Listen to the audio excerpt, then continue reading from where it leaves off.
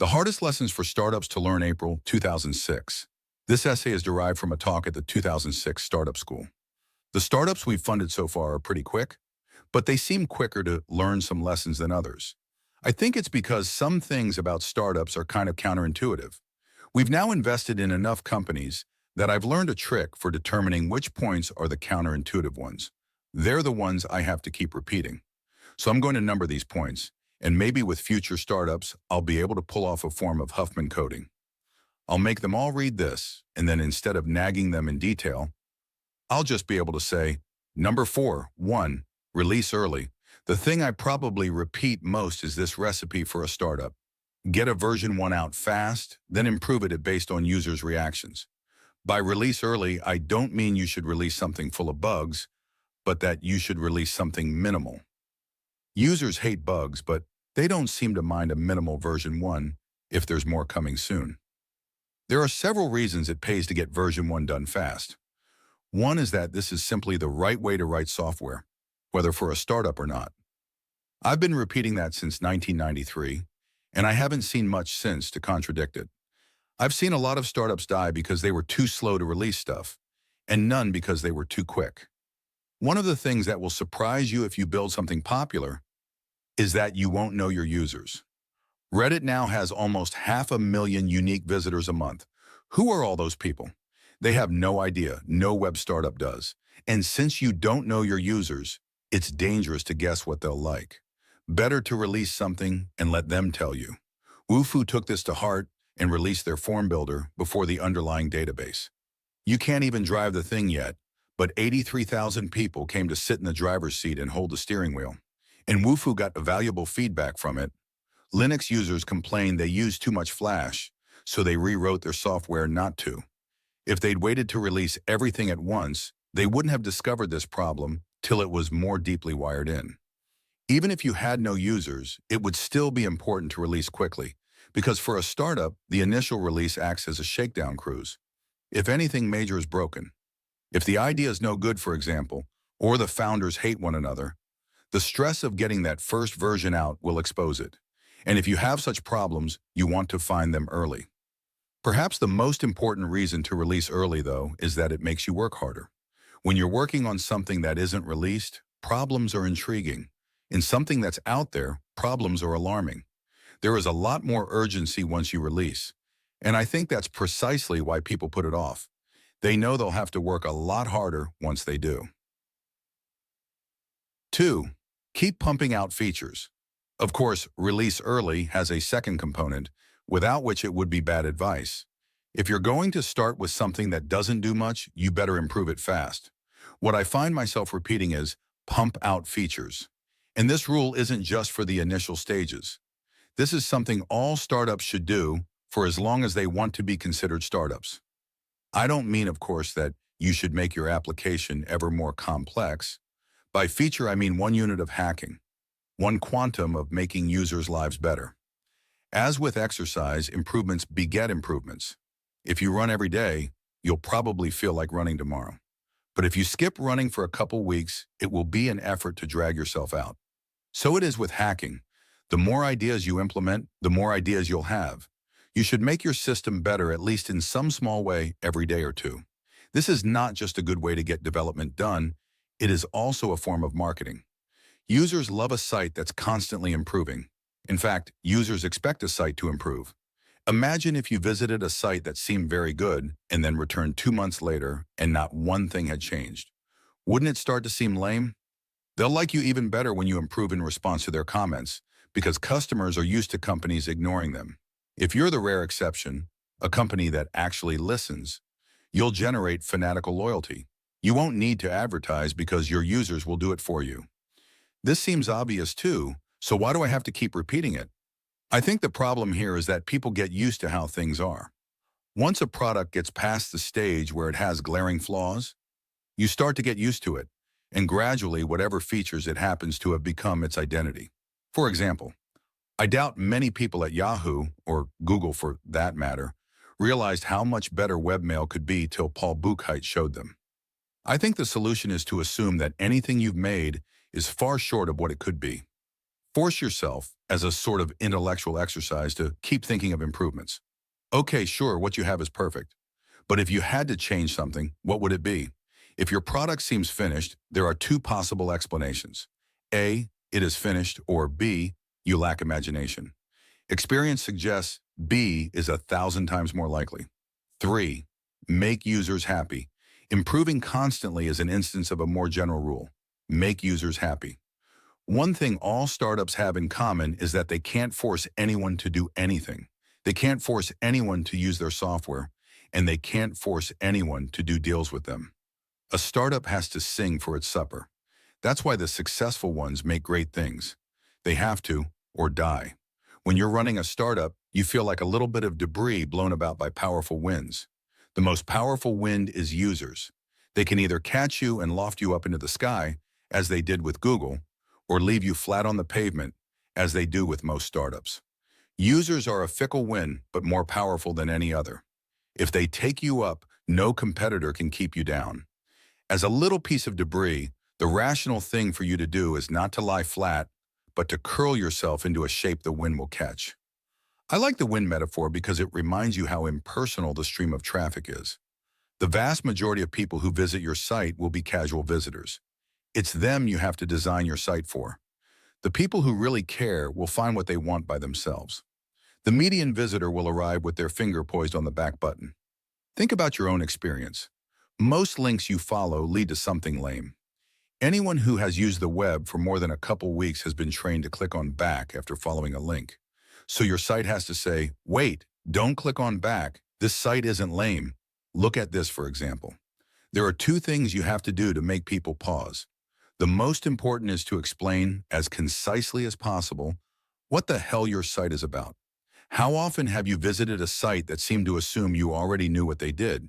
For example, the corporate site that says the company makes enterprise content management solutions for business that enable organizations to unify people, content, and processes to minimize business risk, accelerate time to value, and sustain lower total cost of ownership. An established company may get away with such an opaque description, but no startup can.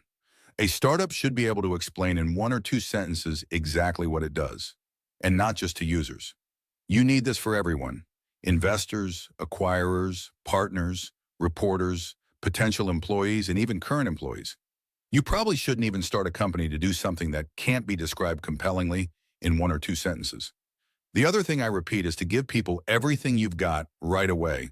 If you have something impressive, try to put it on the front page, because that's the only one most visitors will see. Though indeed there's a paradox here. The more you push the good stuff toward the front, the more likely visitors are to explore further. In the best case, these two suggestions get combined. You tell visitors what your site is about by showing them. One of the standard pieces of advice in fiction writing is, show, don't tell.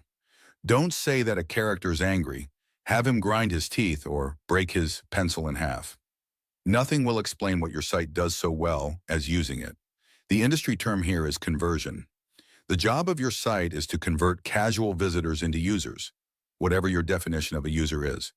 You can measure this in your growth rate. Either your site is catching on or it isn't, and you must know which.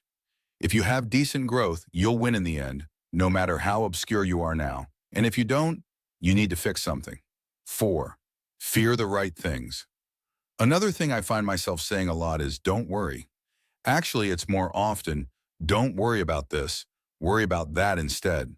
Startups are right to be paranoid, but they sometimes fear the wrong things. Most visible disasters are not so alarming as they seem. Disasters are normal in a startup. A founder quits, you discover a patent that covers what you're doing, your servers keep crashing, you run into an insoluble technical problem, you have to change your name, a deal falls through. These are all par for the course. They won't kill you unless you let them. Nor will most competitors. A lot of startups worry, what if Google builds something like us? Actually, big companies are not the ones you have to worry about. Not even Google. The people at Google are smart, but no smarter than you. They're not as motivated because Google is not going to go out of business if this one product fails. And even at Google, they have a lot of bureaucracy to slow them down. What you should fear as a startup is not the established players, But other startups you don't know exist yet. They're way more dangerous than Google because, like you, they're cornered animals. Looking just at existing competitors can give you a false sense of security. You should compete against what someone else could be doing, not just what you can see people doing. A corollary is that you shouldn't relax just because you have no visible competitors yet. No matter what your idea, there's someone else out there working on the same thing. That's the downside of it being easier to start a startup. More people are doing it. But I disagree with Katerina Fake when she says that makes this a bad time to start a startup. More people are starting startups, but not as many more as could. Most college graduates still think they have to get a job. The average person can't ignore something that's been beaten into their head since they were 3 just because serving web pages recently got a lot cheaper. And in any case, competitors are not the biggest threat. Way more startups hose themselves than get crushed by competitors. There are a lot of ways to do it, but the 3 main ones are internal disputes, inertia, and ignoring users. Each is, by itself, enough to kill you. But if I had to pick the worst, it would be ignoring users. If you want a recipe for a startup that's going to die, here it is. A couple of founders who have some great idea they know everyone is going to love. And that's what they're going to build, no matter what.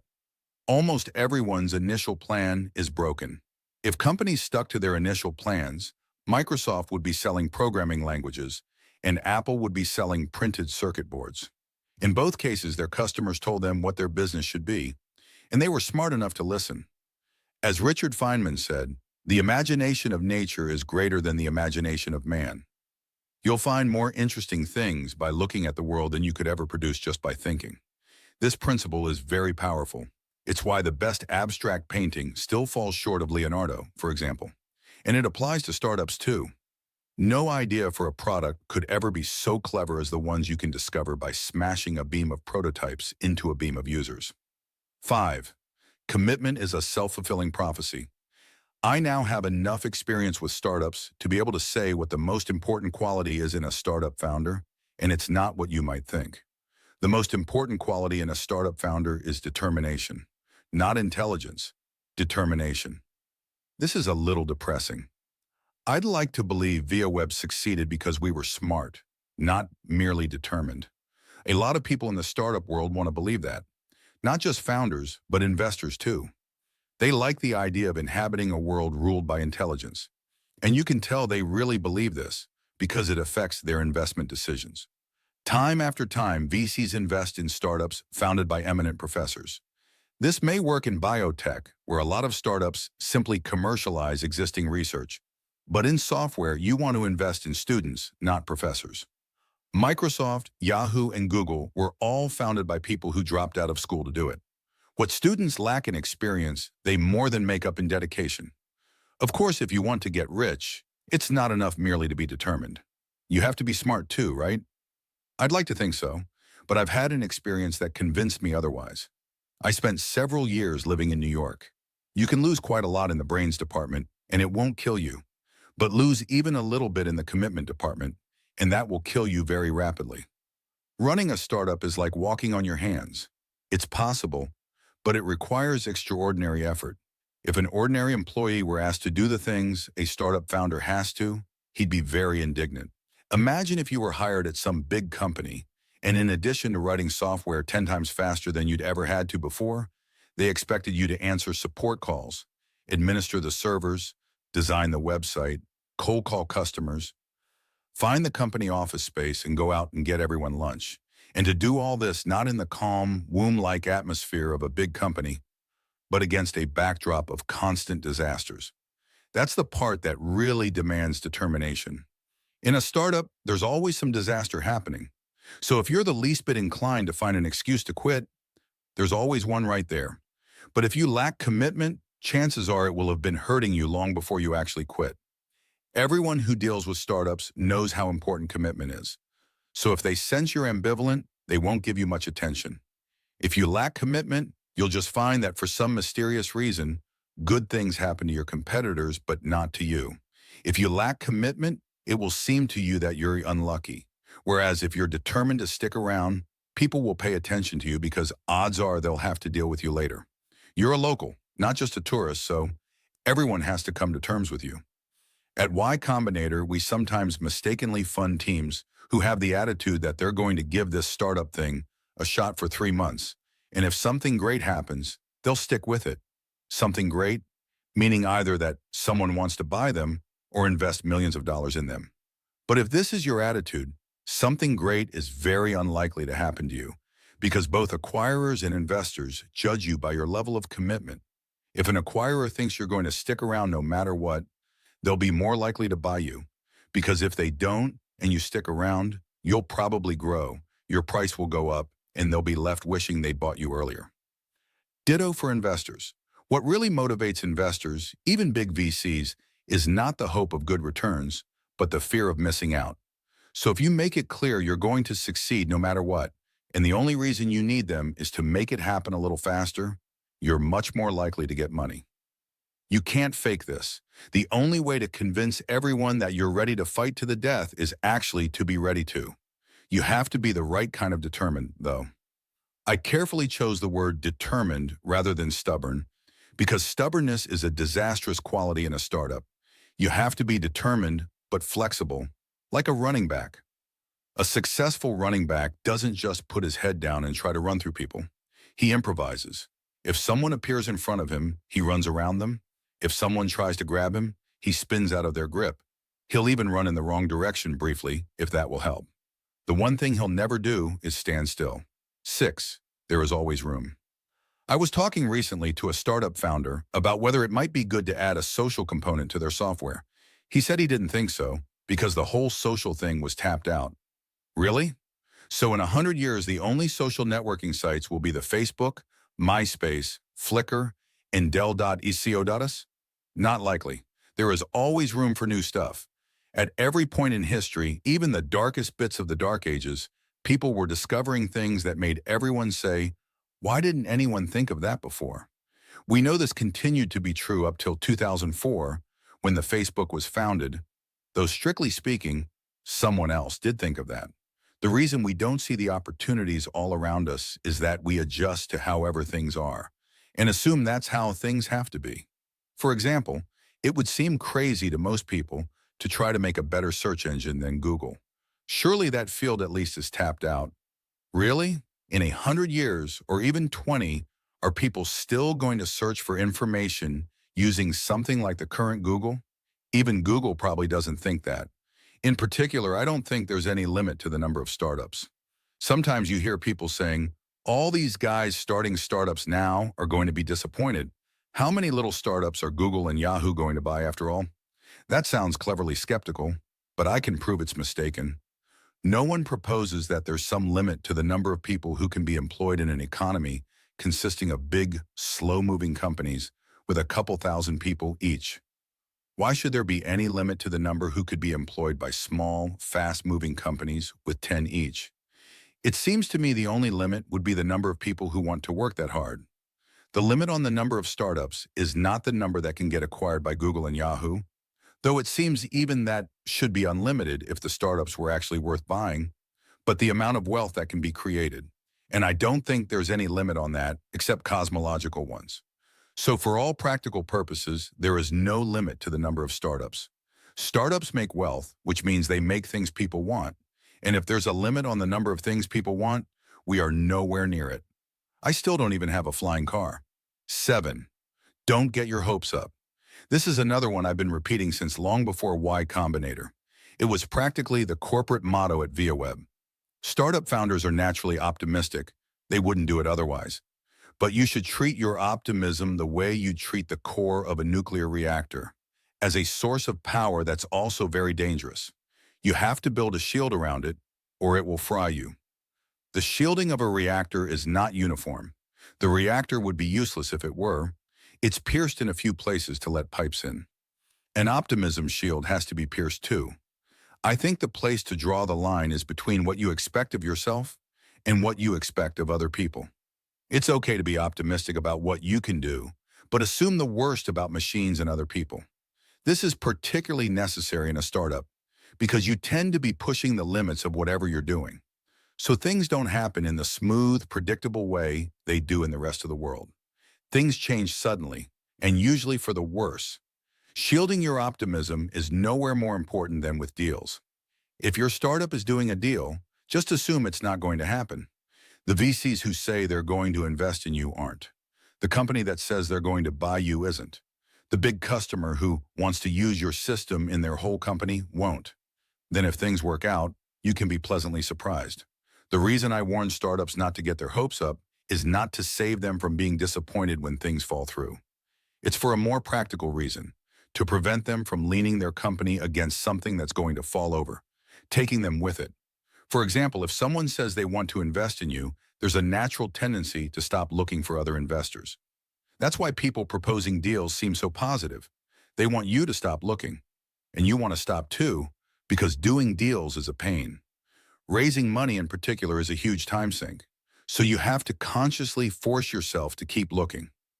Even if you ultimately do the first deal, it will be to your advantage to have kept looking, because you'll get better terms.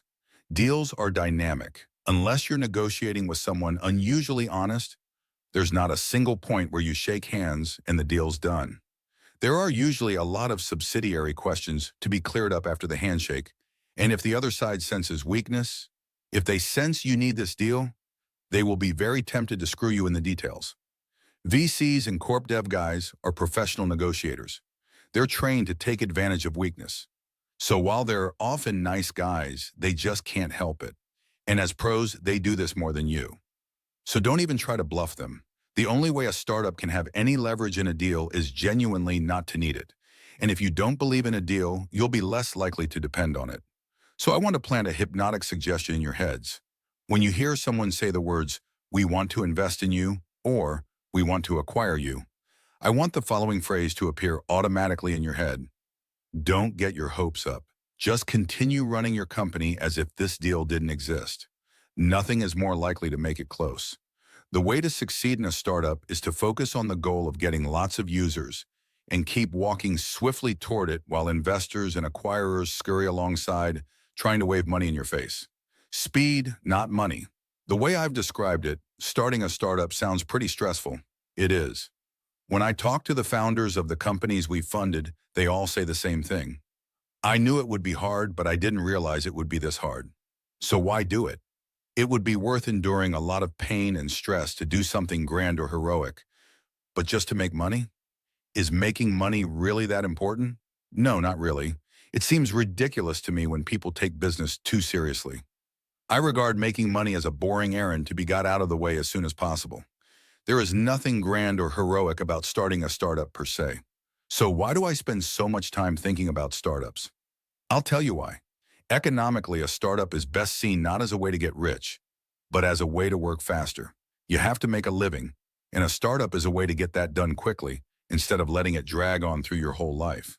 We take it for granted most of the time, but human life is fairly miraculous. It is also palpably short. You're given this marvelous thing, and then poof, it's taken away. You can see why people invent gods to explain it. But even to people who don't believe in gods, life commands respect. There are times in most of our lives when the days go by in a blur, and almost everyone has a sense when this happens of wasting something precious. As Ben Franklin said, if you love life, don't waste time because time is what life is made of. So no, there's nothing particularly grand about making money. That's not what makes startups worth the trouble. What's important about startups is the speed. By compressing the dull but necessary task of making a living into the smallest possible time, you show respect for life, and there is something grand about that. Notes. Startups can die from releasing something full of bugs and not fixing them fast enough. But I don't know of any that died from releasing something stable, but minimal, very early, then promptly improving it. I know this is why I haven't released Arc. The moment I do, I'll have people nagging me for features. A website is different from a book or movie or desktop application in this respect. Users judge a site not as a single snapshot, but as an animation with multiple frames. Of the two, I'd say the rate of improvement is more important to users than where you currently are.